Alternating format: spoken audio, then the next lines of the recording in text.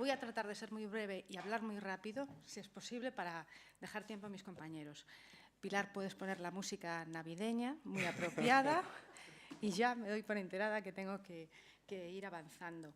Bueno, en los hashtags que decía Manolo al principio, en esos vídeos que veíamos que yo dije la palabra adaptación, hoy, después de terminado el proyecto, diría mitigación también, ¿eh? Bueno, siempre pongo esta fotografía porque realmente cuando nosotros empezamos el proyecto en el 2008 éramos un poco escépticos.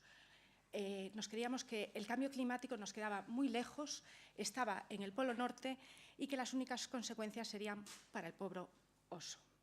Para saber cómo adaptar las viviendas al cambio climático teníamos que hacer una serie de preguntas y dar una serie de resultados. Primero tendríamos que saber cuál era la magnitud del cambio climático en nuestra región, en Galicia, cómo se comportarían las viviendas con esas variables climáticas de cambio futuro y cuáles serían las estrategias de adaptación o de mitigación al cambio climático. Esta sería la última palabra que diría hoy, ¿no? La mitigación.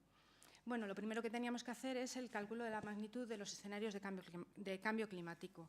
Esto lo ha hecho Meteo Galicia y lo que se ha hecho es un análisis de la precipitación y la temperatura en los años 1960 y 2001, en esa serie de años, y lo que se ha hecho es proyectar a futuro en el año 2070 a 2100. ¿Pero en qué escenarios? Desde luego no en el actual. Existen una serie de escenarios aprobados por el IPCC, el panel intergubernamental de cambio climático de expertos, y tienen aprobado pues, una serie de escenarios que son los que veis ahí. Esos escenarios están relacionados con las emisiones de CO2.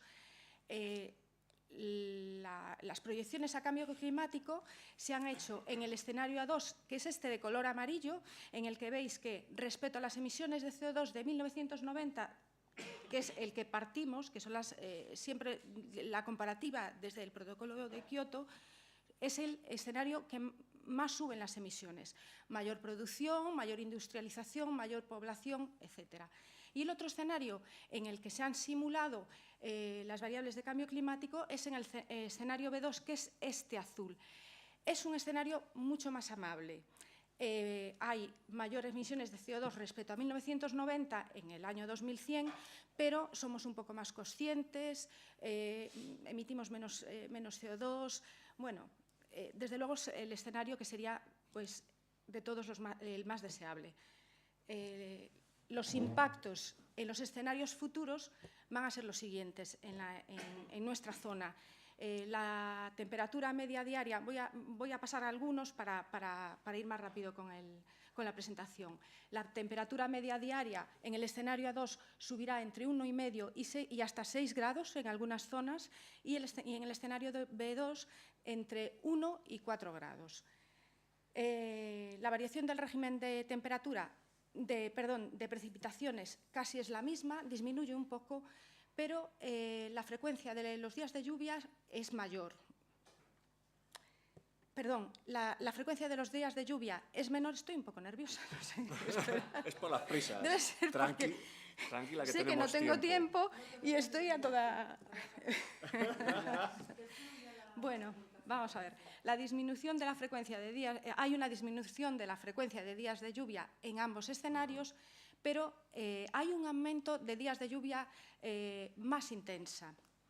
Luego, entre los extremos de temperatura tenemos que 64 noches y 49 días cálidos más por año en el escenario A2 y en el escenario B2 tenemos 55 noches y 39 días cálidos más por año. Y luego hay una mayor carga de velocidad del viento, mayor velocidad del viento a más de 10 metros de altura. También un aumento de la radiación de onda corta. Bien, las consecuencias de este cambio en las viviendas, vulnerabilidades y potencialidades, bueno, pues a grandes rasgos Pues los siguientes. La disminución generalizada de la precipitación de agua en Ourense lo que hace, traje aquí el ejemplo de Ourense por varias razones. Bueno, Ourense tiene un clima bastante complicado para la adaptación de viviendas. Es un clima continental. Mucho calor en verano, mucho frío en invierno. Seguramente veis las medias de temperatura en verano, Córdoba y Ourense. Y luego también hay mucha diurnalidad. Una diferencia muy grande de temperaturas durante el día. Por el día, alta temperatura y por la noche, baja temperatura. Eso hace que para adaptar las viviendas sea un poquito más difícil, ¿no? Sea más complicado. Se puede hacer, pero tenemos que tener en cuenta todos estos factores. Y además porque yo soy de Ourense. También. Y se acabó. Bueno, entonces, los impactos que tenemos, que habrá posibles restricciones de agua, las vulnerabilidades que habrá pérdida de redes, inexistencia también que hay hoy en día de sistemas de reutilización y de mecanismos de ahorro de consumo dentro de la propia ciudad, y las oportunidades que, gracias a que es una ciudad donde pasa un río, el río Miño, con bastante caudal de agua, bueno, pues el caso de restricciones de agua va a ser menor que en otras zonas. El régimen de variación de las precipitaciones en Ourense, tenemos como impactos primarios pues, grandes problemas de capacidad en los elementos de evacuación. Al llover con más intensidad, hay que evacuar mayor cantidad de agua. Las dimensiones que hay ahora mismo están preparadas para lo que hay hoy en día. Va a haber una mayor necesidad del mantenimiento de los sistemas de evacuación y, bueno, vulnerabilidades que tiene, pues precisamente esa, que la intensidad de agua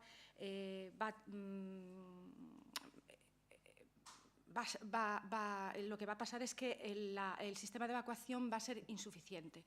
Las potencialidades que tenemos o las oportunidades que tiene Ourense es que la mayoría de las viviendas tienen cubiertas inclinadas, lo que ayuda a la evacuación, y que todos los sistemas de evacuación, canalones y bajantes, están al exterior, lo cual va a ser mucho más fácil su cambio, ¿no?, para la adaptación.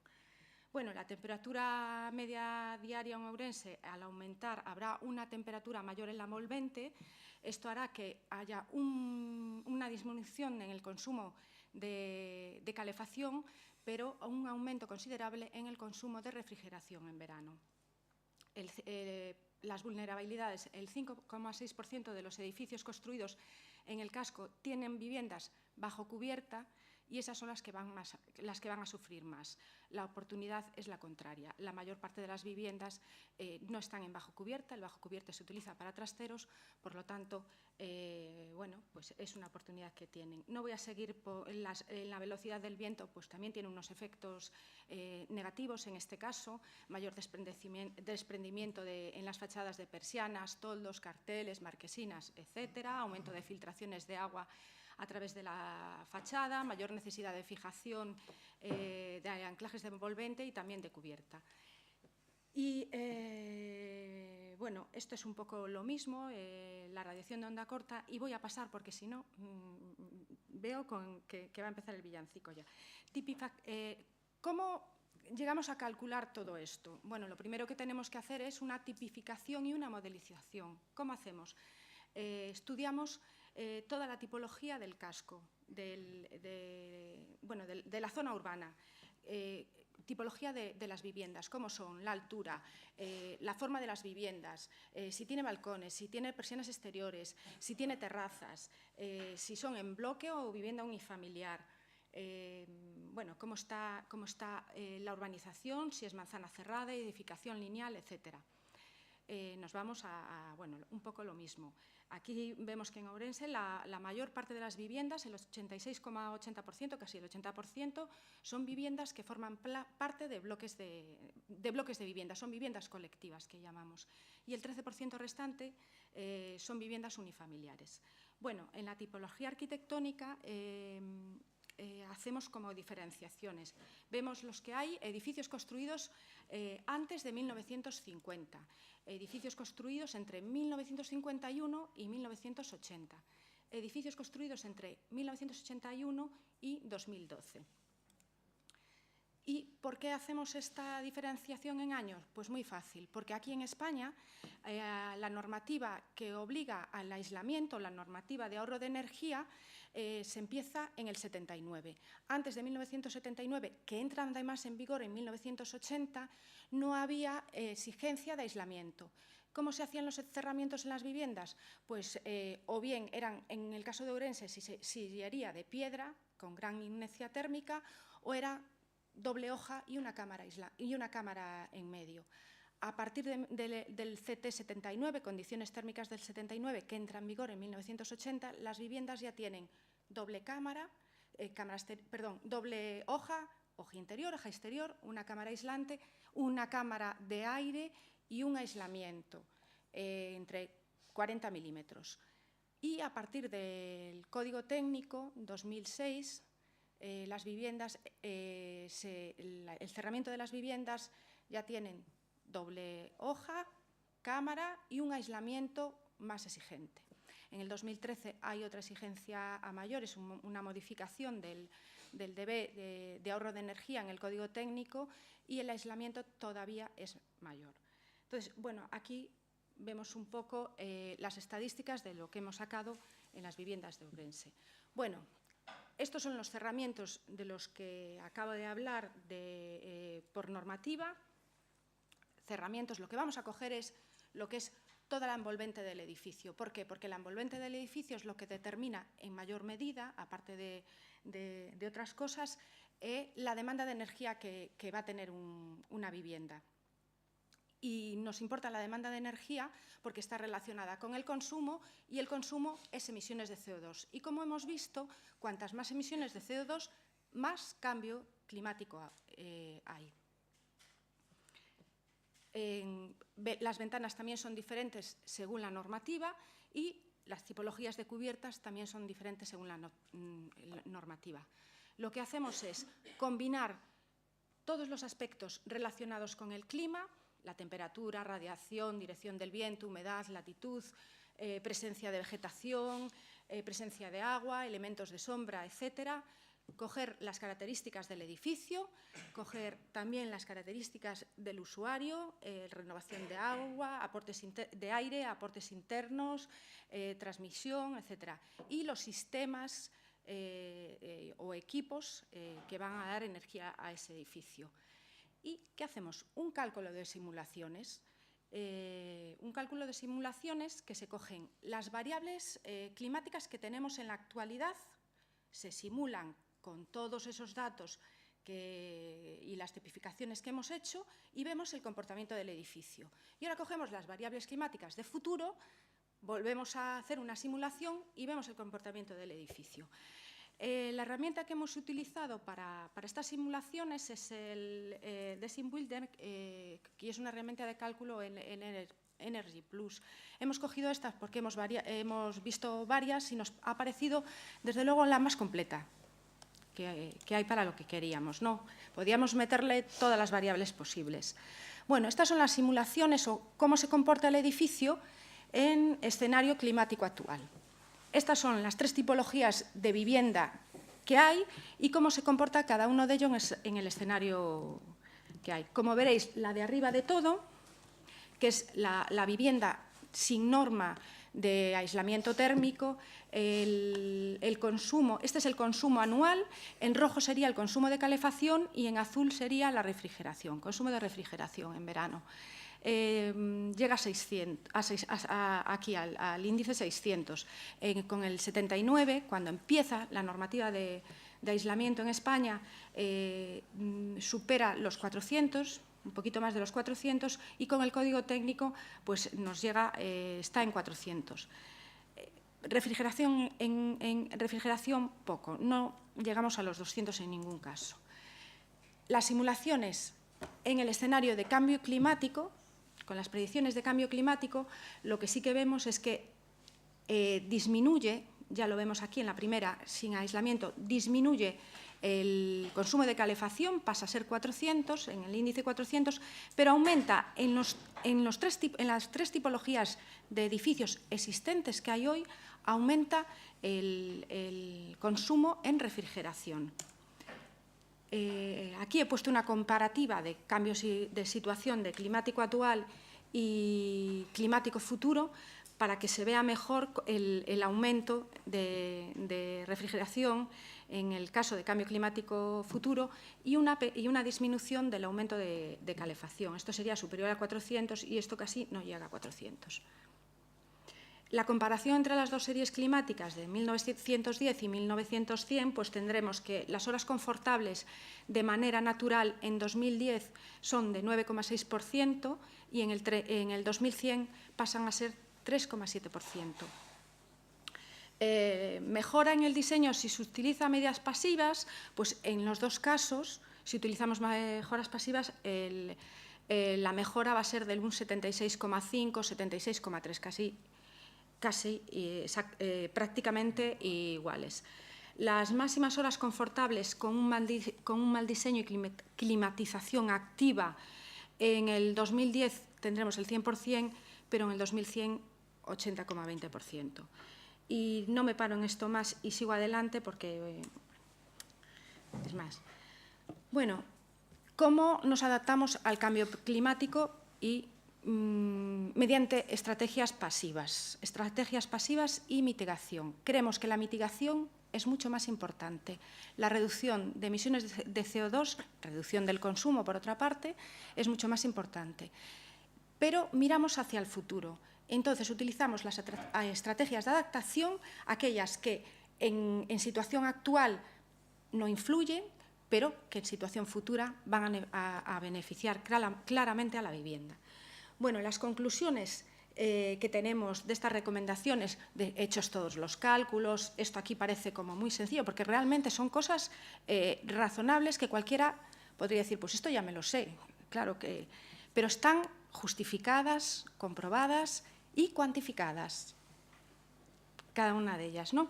Bueno, pues en verano el consumo energético disminuye entre un 20 y un 35% si se utilizan cristales dobles de vidrio de baja emisividad. Bueno, es mucho más eficaz cambiar unas ventanas en una vivienda que el cerramiento, por ejemplo, que aislar el cerramiento en condiciones normales. En verano el consumo energético disminuye entre un 10 y un 20%, dependiendo de la zona en la que estemos, utilizando siempre elementos de sombreamiento por el exterior, lamas, persianas, etc. El incremento de aislamiento en verano podría tener un efecto negativo porque no se disipa el calor. Por eso, lo que sí que recomendamos es un mayor aislamiento, pero a la vez una ventilación. Bueno, es esto, la estrategia de ventilación también en verano, sobre todo en días con la diurnalidad, de día muy cálido y noches más frescas, pues es la ventilación en verano. Puede disminuir el ahorro de consumo energético entre un 30 y un 40%. Bueno, las viviendas en bajo cubierta, en el caso de Ourense particular, consumen, bueno, en general, las viviendas en bajo cubierta consumen siempre un poco más, tienen mucha más superficie de envolvente que una vivienda entre otras viviendas, situada entre otras plantas, ¿no? Consumen entre un 44 y un 60% más de energía en invierno y un 50% de energía más en verano. Hay zonas en las que las viviendas en bajo cubierta no deberían existir, deberíamos dejarlos bajo cubiertas pues, para trasteros, ¿no? O para colocación de instalaciones, por ejemplo. Las persianas constituyen un elemento muy eficaz para el sombreamiento, pero siempre colocadas en el exterior. Una adecuada orientación de la vivienda también favorece las ganancias térmicas y bien orientada podría consumir un 25% menos de energía que una vivienda mal orientada. En verano el uso de sombreamiento exterior, aparte de las persianas, pues reduce el consumo de refrigeración en torno a un 18%. Estos elementos no deberían ser fijos. Y si son fijos, si vemos esta imagen un poco, el alero lo que hace es dar sombra justo en verano, que el sol está más alto, y en invierno dejar pasar la luz. O, en otro caso, utilizar elementos como, por ejemplo, los árboles de hoja caduca, que en verano dan sombra y en invierno se caen, se dejan pasar la luz. Bueno, el resumen de estos resultados. Una vivienda que no incorpora ninguna de estas estrategias consigue, en el mejor de los casos, un 9% de horas confortables, debiendo asumir el resto del confort pues, con mecanismos de calefacción, sistemas de calefacción y refrigeración. Que una vivienda que incorpore la mayor parte de estas estrategias conseguirá el 76% de horas confortables a lo largo del año y que el uso de recuperación de estrategias pasivas supone un gran aumento de las horas confortables. En el caso de una vivienda modelo en la costa atlántica podría suponer el aumento de un 66% de horas confortables sin necesidad de calefacción ni refrigeración. ¿Qué hemos visto aquí? Que las viviendas tradicionales estaban muy bien pensadas, los sistemas tradicionales, que no deberíamos utilizar la tecnología para corregir mal diseño, sino para ayudar al diseño, ¿no? Y bueno, ¿cómo capitalizar todos estos resultados? Como decía José Adapta Clima 2 era capitalizar todo esto. Pues bueno, pues a través de la legislación, a través de la formación y a través de la divulgación. Lo hemos hecho en el caso del Instituto Gallego de Vivienda y Suelo. La legislación para nosotros era muy fácil. Tenemos la competencia en materia de políticas de vivienda, por lo tanto, podíamos legislar, ¿no? El objetivo de la legislación que vamos a hacer es el siguiente: la reducción de emisiones de CO2, mejorar la durabilidad de los edificios, reducir la pobreza energética y demostrar la política de responsabilidad de las administraciones. Creemos que la administración es la que tiene que dar ejemplo. Y la pobreza energética hoy en día en España supera ya el 15%, pero en las viviendas de protección oficial, que son de los que nosotros somos promotores, pues podéis imaginaros que es casi el 70%. Hemos monitorizado viviendas en Santiago de Compostela. Santiago de Compostela es una zona que necesita calefacción y hemos visto que había viviendas de protección oficial que encendían la calefacción el 24 de diciembre y el 31 de diciembre solamente.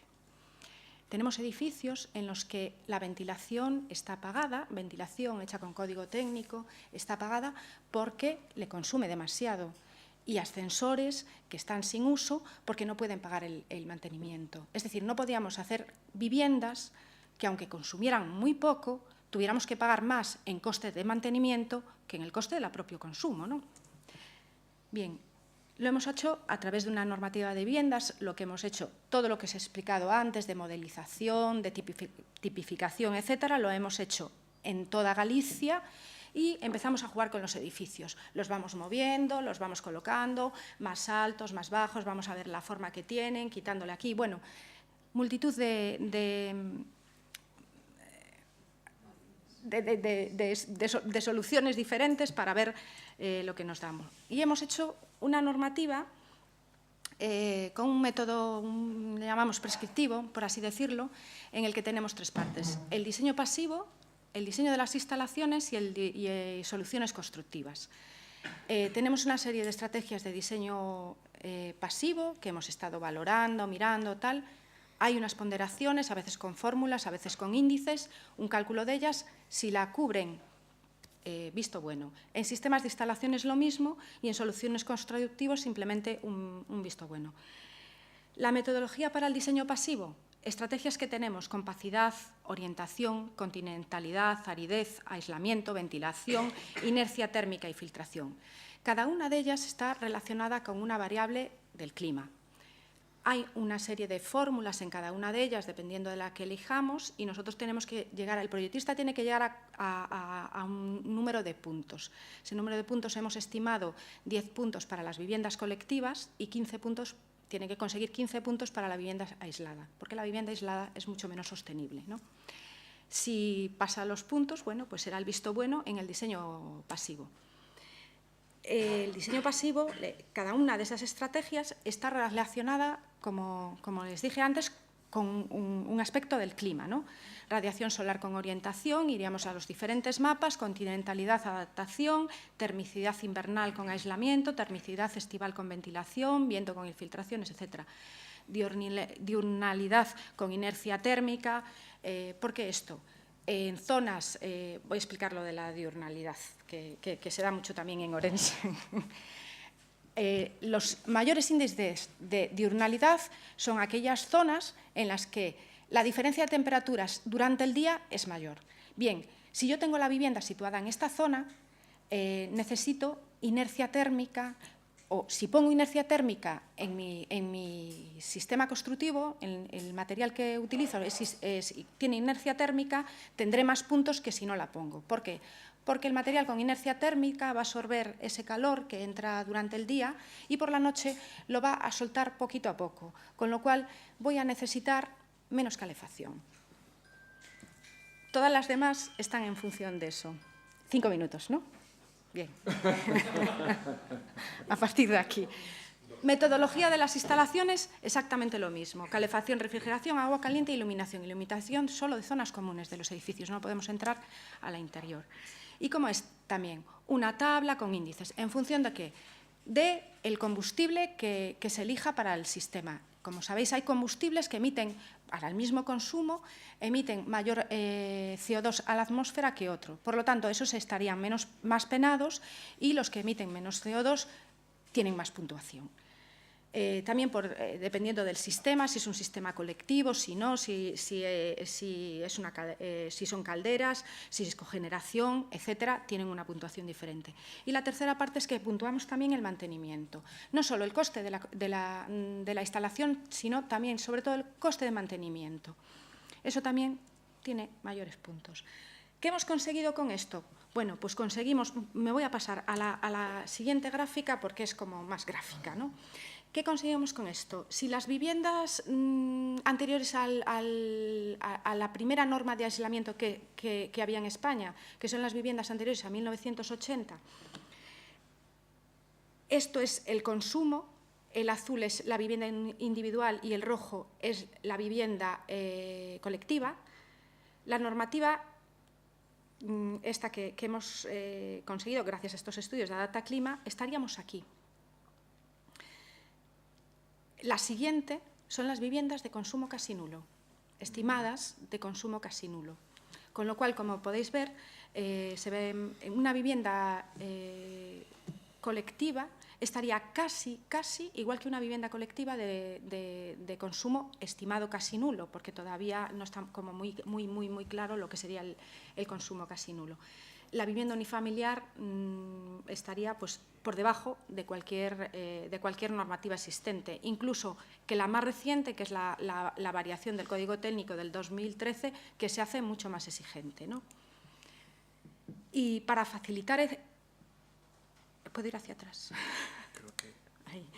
Bueno, para facilitar la aplicación de esta legislación a los técnicos y también con este proyecto, pues dijimos, bueno, pues vamos a hacer una hoja Excel para que vayan metiendo los datos y sea mucho más fácil. Pero bueno, al final la hoja Excel lo que se convierte es un poco en una aplicación informática que todos los técnicos pueden bajar al PC, al teléfono móvil, a un iPad, etc. Elegimos la zona climática, en este caso esta compacidad, le damos el nombre, ponemos los datos, el área, la compacidad es una relación entre superficie y volumen del edificio y va un poco lento, a ver si me llega el tiempo. Bueno, el caso es que una vez que lo tengamos ya nos da los puntos, o sea, el técnico nada más que tiene que poner los datos y tal. Si cambiamos de zona serían otros puntos, etcétera. Y al final de todo paso ya de esto. Y luego, además, lo que hemos hecho son unas fichas de soluciones constructivas que cumplen con todo y que serían viviendas, bueno, pues las viviendas eficaces, ¿no? Para que el técnico no tenga ni siquiera que decir, bueno, pues me voy a coger una de las fichas constructivas que hay, de los ejemplos que hay, cojo este y lo meto en mi proyecto. facilitar al máximo. Y bueno, la tercera parte era el visor. Si tenemos diferentes mapas de variables climáticas en Galicia, bueno, pues aquí tendríamos un visor que con coordenadas o buscando la zona la pincharíamos y aquí iríamos a los diferentes mapas que hay y nos daría en qué índice estamos. Y está relacionada con la aplicación, nos iría directamente a la aplicación informática. La siguiente parte de la legislación es la rehabilitación de viviendas, que con todo ese estudio también nos sirvió para hacer, y aquí la palabra o el hashtag sería oportunidad. La guía de rehabilitación es una guía de soluciones constructivas en función de la zona climática y de todo lo que podemos hacer. No me voy a parar más para dejar paso a mis compañeros. Luego lo que hemos hecho ha sido un seminario universitario con la Universidad de La Coruña, el Departamento de Construcciones Arquitectónicas, en las que se explica un poco el cambio climático, las estrategias de mitigación y adaptación de las viviendas y demás. Conferencias, un ciclo de conferencias en 7 localidades gallegas dirigidas a técnicos, profesionales del sector, etcétera. Y, bueno, ayudar un poquito en la página web. No somos como Óscar ni como Juanjo, pero... y ahora sí que para finalizar, que me da tiempo de unos segundos, ¿sí? Era muy denso. Bueno, os voy a poner un vídeo que he encontrado por internet, el vídeo rápido, he encontrado por internet, lo podéis ver cualquiera, y la verdad es que cuando vi este vídeo dije, Dios mío, este vídeo explica totalmente el espíritu de todo este proyecto. Visualizar las consecuencias para que podamos ponernos... Y no me sale. ¿Qué pasó, Manolo, que me lo cargaste tú? Compatibilidad, no... Es que por lo menos os iba a entretener, ¿no? Más que nada. A ver, veamos, a ver, desde la diapositiva actual, ahí. ¿Ahí? Sí, sí, pincha. Ahí está.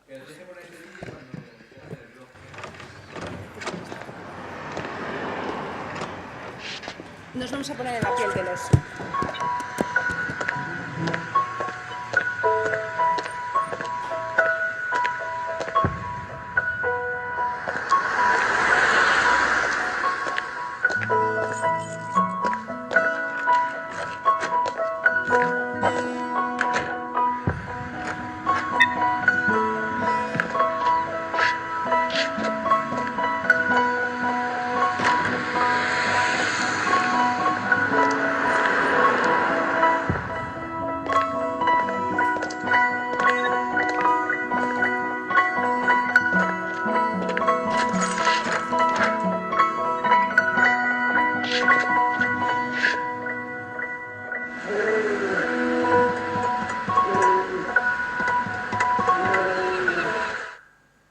Que cuando nos demos cuenta no sea demasiado tarde, ¿no?